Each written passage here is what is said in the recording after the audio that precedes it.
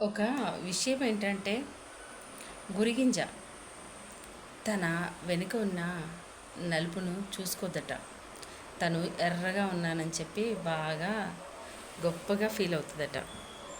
అలాగే ప్రతి ఒక్కరి జీవితంలో అలాంటి మనుషులు ఎదురుపడతారు. తమ తప్పులు తమకు తెలియవు. ఎదుటి వాళ్ళ తప్పులను మాత్రం భలే చూపిస్తారు. అలాంటి వాళ్ళు ప్రతి ఒక్కరి జీవితంలో ఖచ్చితంగా ఉంటారు. ఇంకొకటి ఏంటంటే ఎదుటి వాళ్ళ పొరపాట్లని వేలెత్తి చూపిస్తూ ఉంటారు. వాళ్ళకి ఏంటంటే ఒక వేలు ఎదుటి వాళ్ళని చూపిస్తే మిగతా 4 వేళ్ళు తన వైపే చూపిస్తాయి. అది వాళ్ళకు తెలియదు. కానీ గమనించాలి, ఎదుటి వాళ్ళను అనే ముందు, వాళ్ళని ఏలెత్తి చూపించే ముందు 4 వేళ్ళు తమ వైపే చూపిస్తాయి.